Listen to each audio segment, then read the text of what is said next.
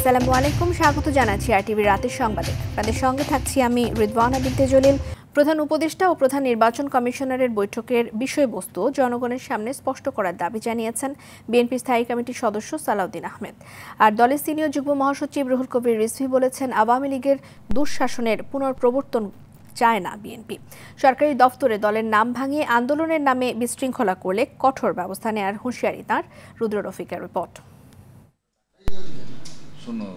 গুলশানে নিজ বাসভবনে সাংবাদিকদের সঙ্গে সমসাময়িক বিষয় নিয়ে মতবিনিময় করেন বিএনপির স্থায়ী কমিটির সদস্য সালাউদ্দিন আহমেদ। কি বিষয়ে আলাপ হলো, কি বিষয়ে বৈঠক হলো? প্রধান উপদেষ্টা ও সিইসির মঙ্গলবারের বৈঠকটি জাতির সামনে উপস্থাপন করার দাবি জানান তিনি। সবাই এখন আমরা ধারণা করে নিচ্ছি মাননীয় প্রধান উপদেষ্টা হয়তো তার মেসেজটি প্রধান নির্বাচন কমিশনারকে জানিয়েছেন ফেব্রুয়ারি 2026-এর প্রথমার্ধে রমজান শুরু হওয়ার আগের সপ্তাহে নির্বাচন অনুষ্ঠানের জন্য প্রস্তুতি গ্রহণের বিষয়ে। এটা আমাদের ধারণা। যদি উভয় পক্ষ থেকে বিষয়টি পরিষ্কার করা হয় জাতির সামনে, তাহলে আমরা আশ্বস্ত হব। দেশের বর্তমান প্রেক্ষাপটে স্থানীয় সরকার নির্বাচন আয়োজনের আর কোনো সুযোগ নেই বলেও জানান সালাউদ্দিন আহমেদ। নির্বাচন কমিশনের পক্ষে স্থানীয় সরকার নির্বাচন অনুষ্ঠান বা আয়োজন করা এটা এক প্রকার অসম্ভব, কারণ প্রতিটি স্তরে স্থানীয় সরকার নির্বাচন করতে গেলে কমপক্ষে 6 মাসের বেশি সময় লাগে। এর আগে নয়াপল্টনের রথযাত্রা উপলক্ষে এক আলোচনা সভায় যোগ দিয়ে বিএনপির সিনিয়র যুগ্ম মহাসচিব রুহুল কবির রিজভী অভিযোগ করেন, একটি সুবিধাবাদী চক্র দলের নাম ভাঙিয়ে নানা অপকর্ম করছে। আপনি নিজেই বিএনপির নাম ভাঙিয়ে আপনি আন্দোলন শুরু করে দিলেন একটা অফিসে।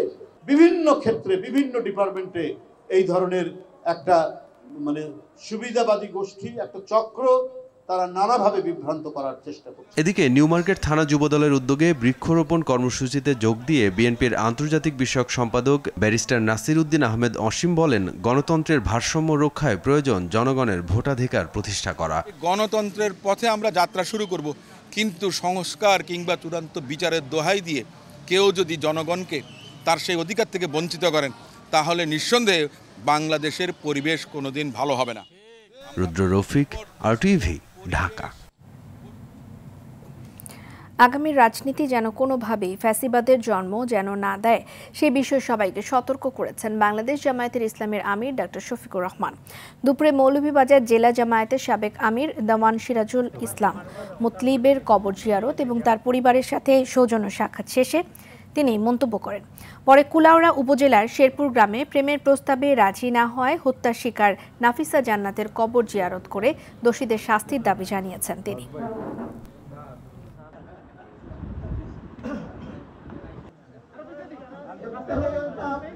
দোয়া করেন রাজনীতি বাংলাদেশের যেন স্বচ্ছ হয়, সুন্দর হয়।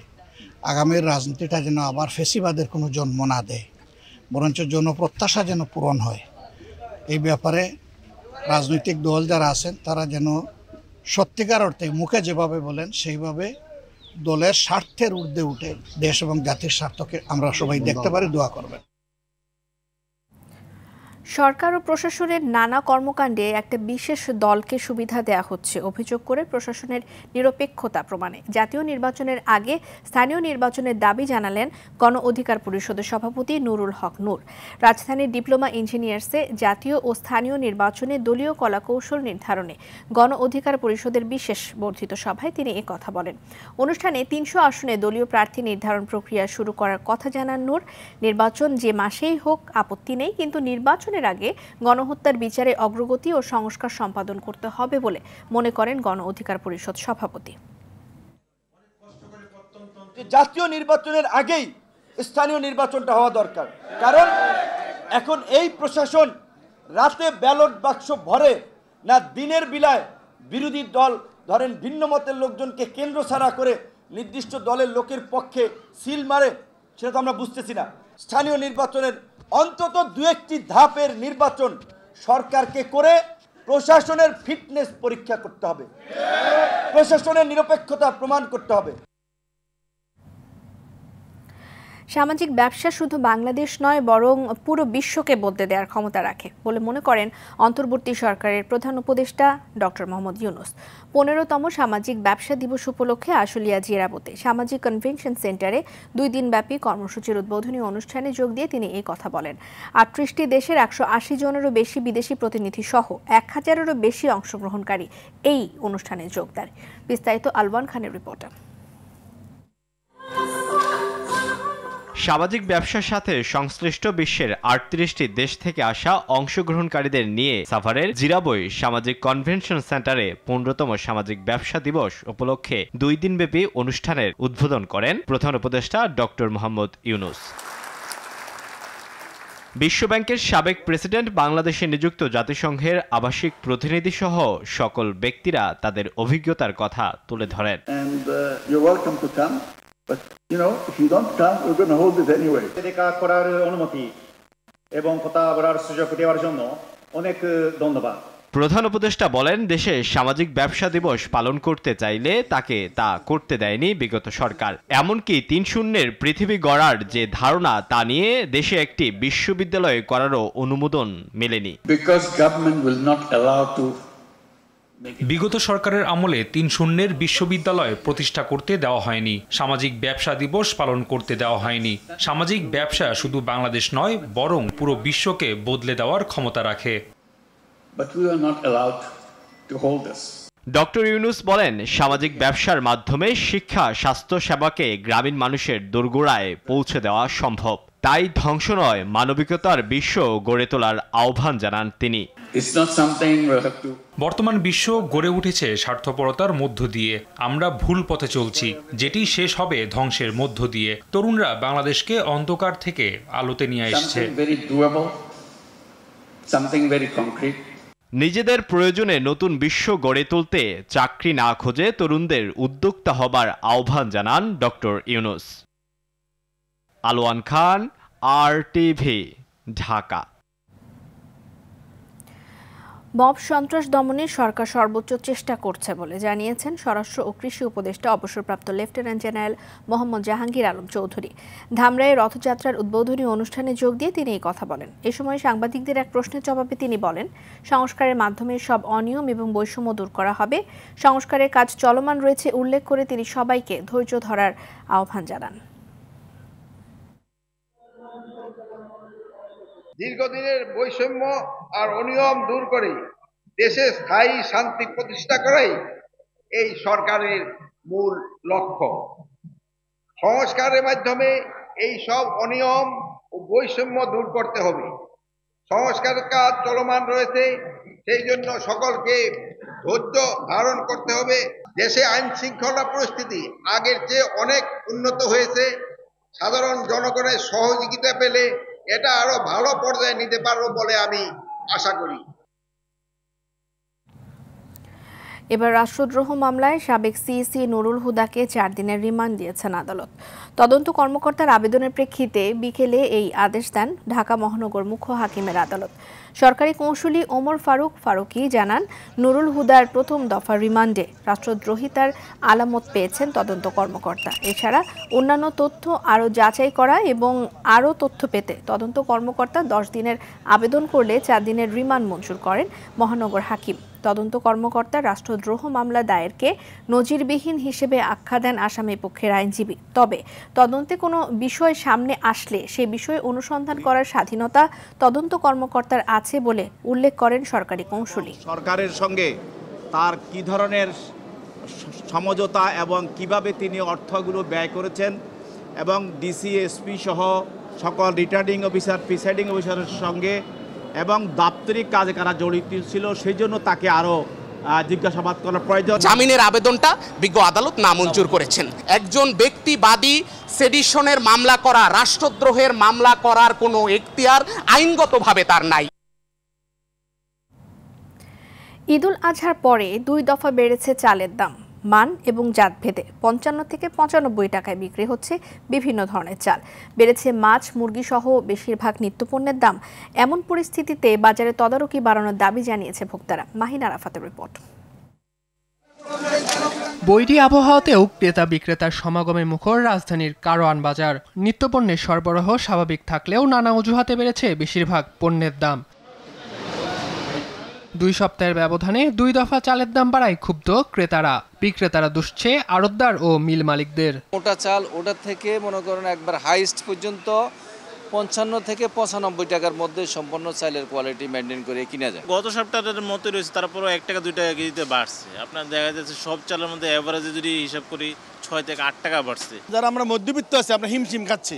চালের দাম আগেও মাঝখানে একটু কম ছিল, এখন আবার বেড়ে গেছে। দাম বাড়ার তালিকায় রয়েছে বেশিরভাগ সবজি, মুরগি ও মাছও।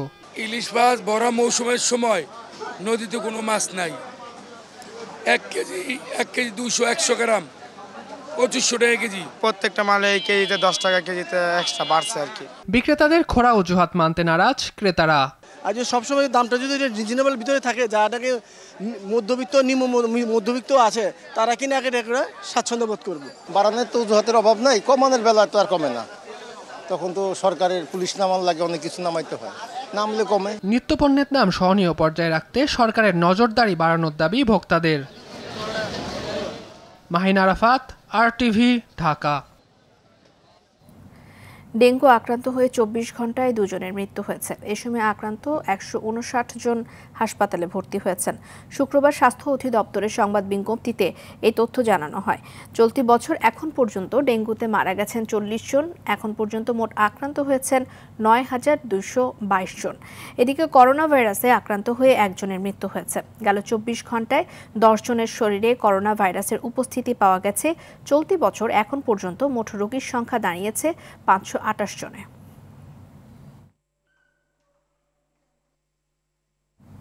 জঙ্গিবাদে যুক্ত থাকার অভিযোগে মালয়েশিয়ায় গ্রেফতার হয়েছে 36 বাংলাদেশি।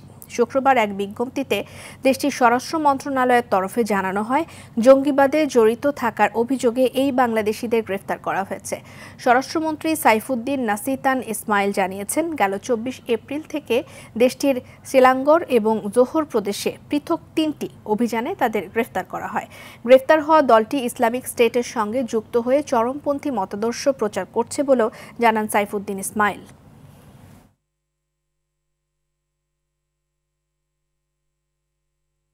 সড়ক দুর্ঘটনায় সারা দেশে 7 জন নিহত হয়েছেন। গাজীপুরের শ্রীপুরে পৃথক 2 স্থানে ট্রেনে কাটা পড়ে 2 জনের মৃত্যু হয়েছে। উপজেলার ইজ্জতপুর এবং সাতখামাইর রেল ক্রসিং এলাকায় এই দুর্ঘটনা ঘটে। ঝিনাইদহের কালীগঞ্জে ট্রেনে কাটা পড়ে মেহেদি হাসান নামে এক যুবক নিহত হয়েছেন। মুন্সিগঞ্জের ঢাকা মাওয়া এক্সপ্রেসওয়েতে আলাদা 4টি দুর্ঘটনায় 3 জন নিহত হয়েছেন। এছাড়া পিরোজপুরের বাসের সঙ্গে ইজি বাইকের সংঘর্ষের ঘটনায় আব্দুল হান্নান নামে 1 জন নিহত এবং অন্তত 30 জন আহত হয়েছেন।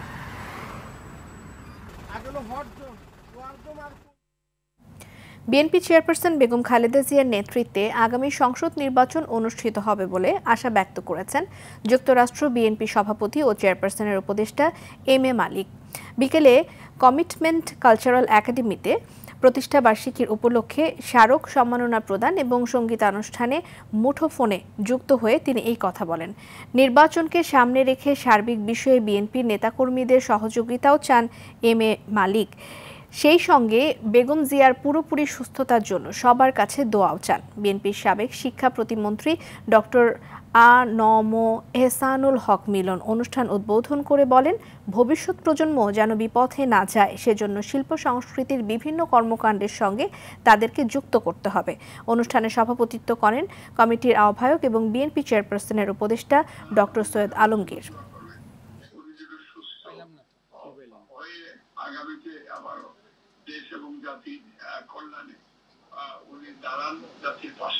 আমাদের প্রিয় নেতা জনাব তারেক রহমান যেভাবে এই পার্টিটাকে গত 17 বছর ধরে আপহোল্ড করে রেখেছেন, নীতি, আদর্শ, নৈতিকতা সবকিছু দিয়ে, এবং আগামী দিনগুলো যেন আমরা এইভাবেই আমাদের দলকে সমুন্নত করতে পারি। সিরাজগঞ্জে অস্বাভাবিক হারে বাড়ছে যমুনা নদীর পানি। এতে নদীর তীরবর্তী নিম্নাঞ্চল এবং চরাঞ্চলের মানুষের মাঝে বন্যা আতঙ্ক দেখা দিয়েছে। গেল 24 ঘন্টায় 35 সেন্টিমিটার পানি বৃদ্ধি পেয়ে সকালে সিরাজগঞ্জ শহর রক্ষা মাঠ পয়েন্টে যমুনা নদীর পানি বিপদসীমার 164 সেন্টিমিটার নিচ দিয়ে প্রবাহিত হচ্ছে। এর আগের 24 ঘন্টায় পানি বৃদ্ধি পেয়েছে 44 সেন্টিমিটার। বাংলাদেশ পানি উন্নয়ন বোর্ড সিরাজগঞ্জের গেজ রিডার হাসান মামুন জানিয়েছেন, যমুনা নদীর পানি বাড়ার এ হার চলতি সপ্তাহে অব্যাহত থাকবে। এছাড়া পানি বাড়ার কারণে ফসল নষ্টের আশঙ্কা করছেন কৃষকেরা।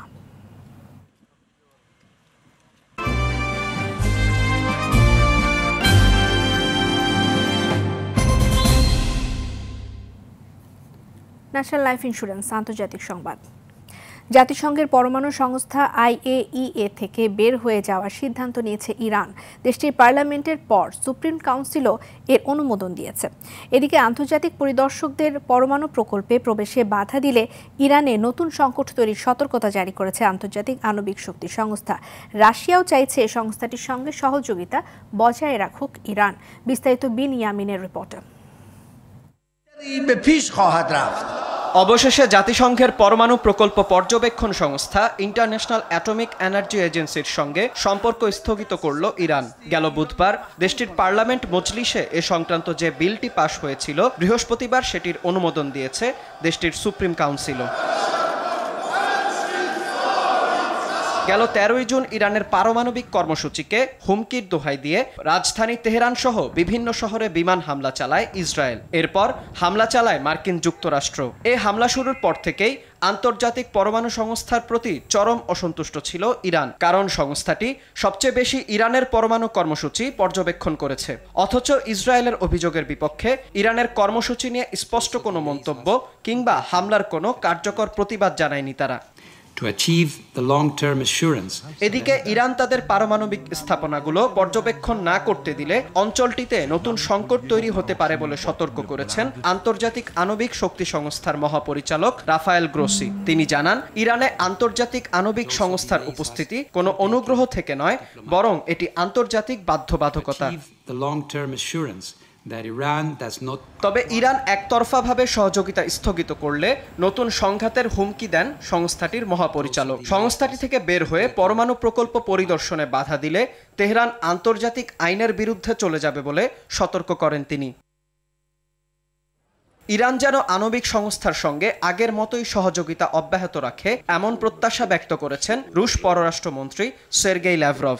পরমাণু অস্ত্র তৈরিতে তেহরানের অনাগ্রহ বিশ্বের সামনে তুলে ধরতে সংস্থাটির সঙ্গে সহযোগিতা বজায় রাখা উচিত বলেও মন্তব্য তার। বিনিয়ামিন, RTV। ইরানের সঙ্গে যুদ্ধবিরতিতে গেলেও ফিলিস্তিনে হামলা অব্যাহত রেখেছে ইসরায়েল। অবরুদ্ধ গাজা উপত্যকায় IDF এর হামলায় আরও 71 জন নিহত হয়েছেন। এছাড়া আরেক মৃত্যু ফাঁদে পরিণত হয়েছে যুক্তরাষ্ট্র ও ইসরায়েল সমর্থিত গাজার মানবিক সহায়তা ফাউন্ডেশন। গেল এক মাসে এসব বিতর্কিত কেন্দ্রে ত্রাণ নিতে এসে প্রাণ হারিয়েছেন প্রায় 550 মানুষ। এতে আহত হয়েছেন আরও 4000-এরও বেশি ফিলিস্তিনি। ইসরায়েলি হামলায় অঞ্চলটিতে এ পর্যন্ত 56,259 ফিলিস্তিনি নিহত হয়েছেন।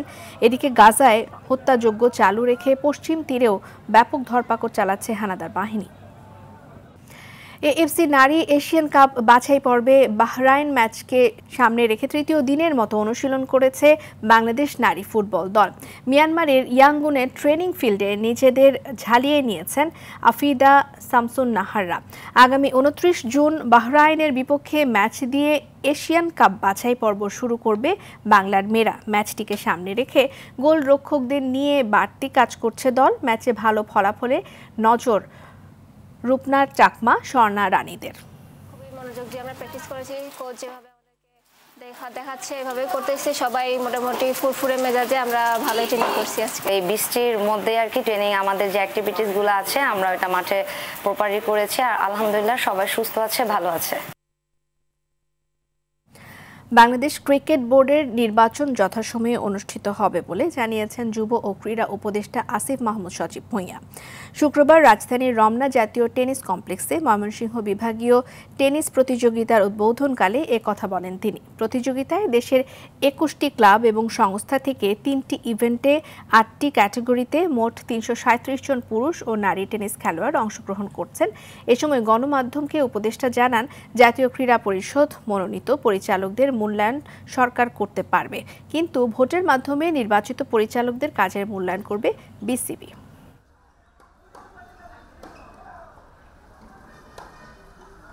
দেখছি না নির্বাচন পেছানোর মতো কোনো দেখছি না আমরা।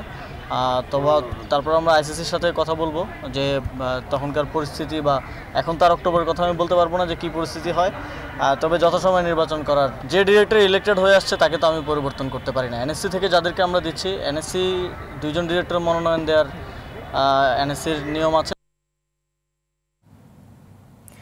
রাজনৈতিক প্রতিহিংসার শিকার হয়ে দীর্ঘ 18 বছর আন্তর্জাতিক ম্যাচ থেকে বঞ্চিত বগুড়ার শহীদ চান্দু স্টেডিয়াম। একসময় দেশেরা উইকেটের খ্যাতি থাকলেও বর্তমানে স্টেডিয়ামটির আউটফিল্ড গ্যালারি সহ সব অবকাঠামোয় ধরেছে মরিচা।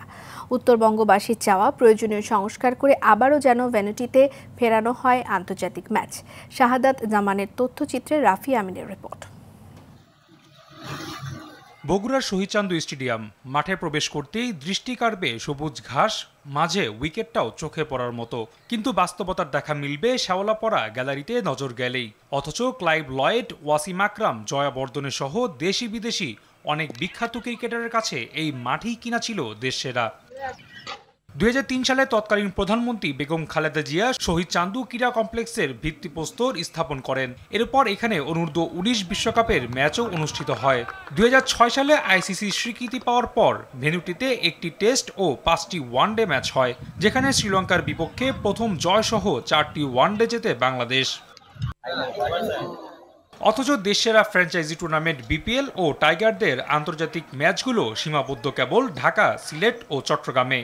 শুধু রাজনৈতিক প্রতিহিংসায় 1.5 যুগ ধরে বঞ্চিত বগুড়া। ফ্যাসিস্ট সরকার থাকার সময় কিন্তু এখানে কোনো প্রকার কোনো ডেভেলপমেন্ট বা উন্নয়ন এখানে হয় নাই, দীর্ঘদিন জরাজীর্ণ অবস্থাতে চলে গেছে।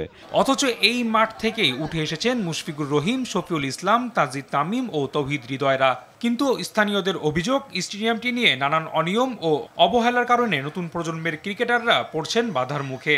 অযোগ্য লোক যখন কোনো যোগ্য দায়িত্ব পায় সেই জায়গাটা অযোগ্য হয়ে যায়, ক্রীড়াবিদরা আর ক্রীড়াঙ্গনের থেকে সরে আসবে। এই জন্য বগুড়ার ছেলেপেলে খেলার থেকে বিমুখ। মাঠটিতে আবারও আন্তর্জাতিক ম্যাচ আর 4 ছক্কার উন্মাদনা দেখার অপেক্ষায় উত্তরবঙ্গবাসী। দ্রুতই স্টেডিয়ামটির জৌলুস ফিরিয়ে আনতে বিসিবির কার্যকর পদক্ষেপ চায় জেলা ক্রীড়া সংস্থা। বগুড়ার মানুষের আবেগ, দাবি, সে প্রেক্ষিতে আমিও চাই অতি দ্রুততম সময়ের মধ্যেই বগুড়ায় আন্তর্জাতিক ম্যাচ অনুষ্ঠিত হোক। রাফি আমিন, RTV। রাতের সংবাদ এ পর্যন্তই। মধ্যরাতের সংবাদ 1টায় দেখার আমন্ত্রণ রইল। ধন্যবাদ সবাইকে।